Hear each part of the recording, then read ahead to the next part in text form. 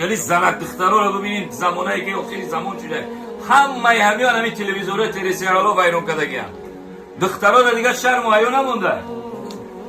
دختر باید حیا داشته باشه دختر باید شرم داشته باشه دختری پدر و مادردار تربیت دار باید شایگب شوهرش نبروید احترام شوهرش کنه خیانت نکنه شوهرش ده امروز دخترها با قول معروف امروز بچه‌ها برای گل چیکار کردگیان شو میگن یه هفته باش یا شش ماه بعد سرم بوده مرا نمیفوره خیلی نکنم او مرد کار کرده زحمت کشیده رنج کشیده 20000 30000 قلین آورده 40000 دیگه خونه ده توی کرده که زندگی کنه فرزنددار شود دخترها دیگه نمیدونم همین یه بار شو کنیم گفته او من خصوصا برای هم دخترای همطری ویدیو ابرشنی دارم که دخترها احتیاط کنین تا شوهر راضی نباشه او زنک نافرمان او زنک بی حیا بوی جنت نبینه این حیاتو نبروری فردا روز قیامت در جنت میپرسن او زنک که شوهر راضیه شوهرش میره میگه همین زنک راضی بودی بعد داخل جنت میشه ما هر روز جنازه دیم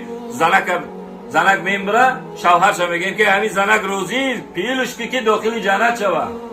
ای زنک نمازخوان بود ای زنک روزادار بود زنک نمازخوان قرآن و روزادار اگر حرمت شوهرش ندونن پی شوهرش نخیزش تایفو که شوهرش 13 گبگه خیانت کرده در نبودگی شوهرش مال شوهر خیانت کرده در نبودگیش یا مردی بگونه را خونه بیاره خودش در رسیه بچوره مردک کار کسی ایجاد خیانت کنه او زنک در همین دنیا خار و زار میشه آخر در بوی جنت نمیبینه ایره خواهرها خوب گوش کنید شما را گفتید بچه ها بسیار بچه ها هم هسته که من بچه ها را بسیار میگم بسیار مالا بچه ها میگن ما را میگویم زنک ها را بگو زنک ها یه هفته شو کردن 6 ماه 2 پاره در موزه که من نمیرم خانه چون قرم میکنه میره بچه میره سیدکه قدی خرید میکنه بچه را سیدکه شا میگیره میپرده نمیره میگه خیلی نکنی وقتی که شوهر دختر که شو کرد دیگه در فرمان شوهر باشه قدر و قیمت شوهر حق شوهر از پدر و مادر او زنده بالا او زنک نباید شوهر بی قدری کنه نه که همون شوهری که نمازخونه با ناموس با غیرت کار میکنه آبرو داره نه که او شوهرایی که دنبال شراب و دنبال فسق و فساد و منکرات و نشمند و عرقه و نرکمنن و بعد او شوهر میآیند نه خونه نون میارن نه آب میارن نه شفتالو میارن می وقتی میوای نه تربوز وقتی تربوز نمیارن بعد اون شوهر و زنو را میزنن و قرآن میگیرن او شوهر را نه خاک در سری خالی شوهر و مردک برای چی میگه الرجال قوامون علی النساء مردها برای زنها سختن باید مردک زن گرفت مسئول بود مردک بناموس مردک بغیرت باید دیگه او زنک خودش نون بده او زنک نره خونه اوتش بگن نون ندارم شکر ندارم او مردک ناموس کنه انا آخرین مردکا اگر زنکا خیانت کنن او زنکا خار زلیل میشون در همین دنیا بو میگیرن در قصه های یکی میگه یک آدم تصادف کرد کسلی شد پرالیز شد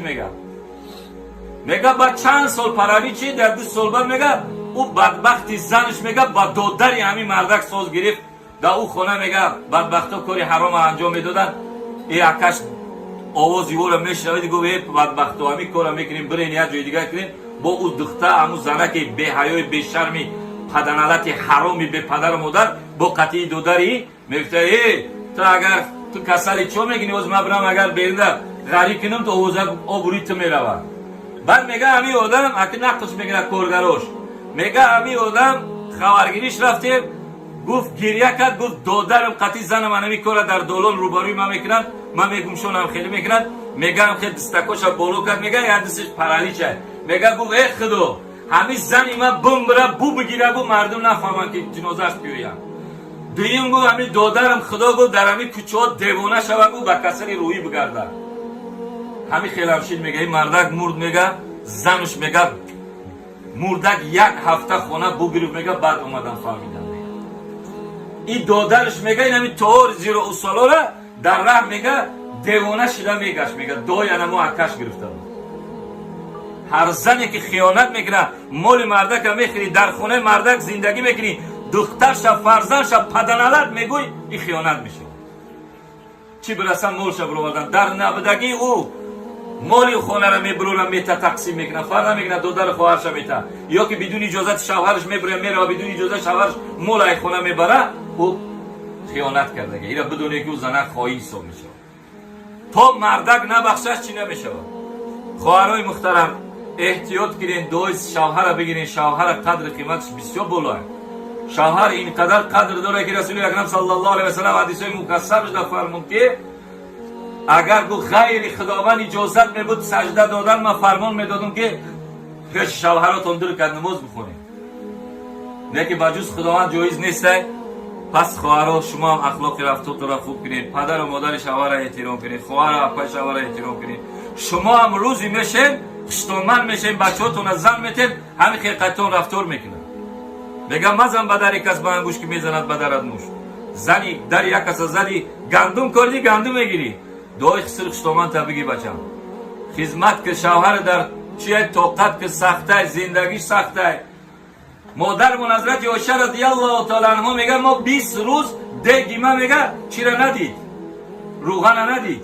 صبر میکردن، قناعت میکردن زنکای پیش.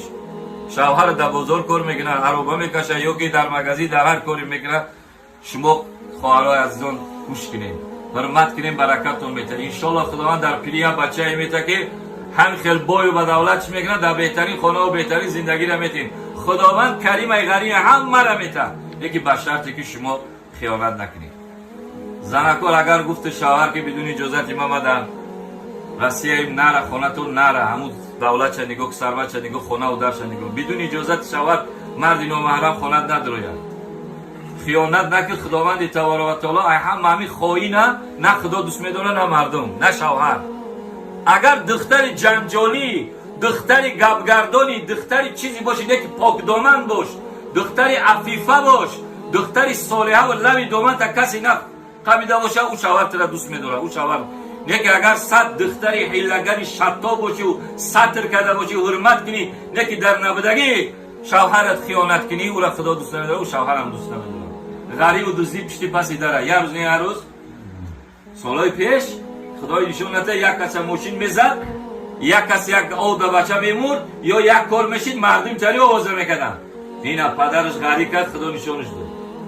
مادرش غریب کرد، اینا خدا فرزندش نشون داد. نافرمانی پدر، نافرمانی خدا را کردی، زنا کردی، دنبال فسق و فساد رفتی، اول مال تا میگیره، گو تا میگیره، گوسفند تا میگیره، نفهمیدی بعد بچه تا میگیره، دختر تا میگیره، با نفهمیدی بعد خود تا میگیره. با همین خاطر هر مردی که اگر خیانت نکنه، هر زنی که خیانت نکنه، خداوند او را میده. با همین خاطر سوال جان نامی جواب نگی، نامی طلاق نگی، نامی سر دادم جواب تا دادم طلاق اگر نه خیلی کردی، این چیزا را نگی. شرط و شروط نمونه که شرط و شروط اگر آدم بگه مثال شرط کنه که همین دروازه برآمدی طلاق، دختر که برآمد زنک بمیفهمد طلاق میشه. و نومی خیلی شرط یا که فلانی قدی گپ زدی، خیلی شرط شروط رو نمونید. بازم خواهرای محترم شوهراتون را احترام کنین. شروع یک سال 2 سال بعد استفاده تون میکنن، میپرتونتون با همون بچه‌ای که تر شوهر جدا کرده، تو شوهر تا خیانت کرده، همون میگه که تو دختری خوب باشی، شوهر تا خیانت نمیکنه. با همین نیو نشی. همین شوهر تون کرده بگو تمام باید مرا نیکام با همین مرده کرد، باید همین مرده بگو مرا استفاده. دیگه یگان آدم قدی در رفدگیش خیانت نکه که خیانت خدا رسول دوست نمیداره. خداوند کریم پروردگار ما و شما را بازم قیام بالا کنه. این نوجوانی که خانه بخت قدم ماندن خدا خوشا پیش کنه، تمام خوبی دنیا را نصیب شد.